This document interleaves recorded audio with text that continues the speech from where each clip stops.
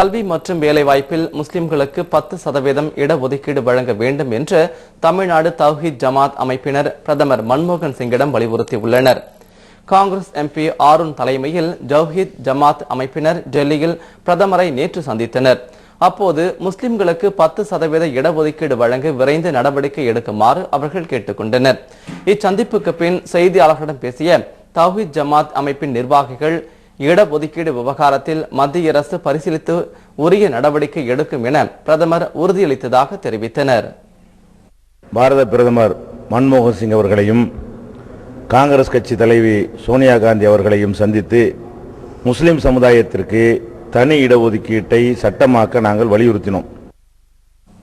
இதேபோன்று காங்கிரஸ் தலைவர் சோனியா காந்தியையும் இக்குழுவினர் சந்தித்து பேசினர். அப்போது முஸ்லிம்களுக்கு கல்வி மற்றும் வேலை வாய்ப்பில் 10% இடஒதுக்கீடு வழங்குவது தொடர்பாக காங்கிரஸ் தேர்தல் அறிக்கையில் அறிவித்திருந்ததை இக்குழுவினர் அவரிடம் சுட்டிக்காட்டினர்.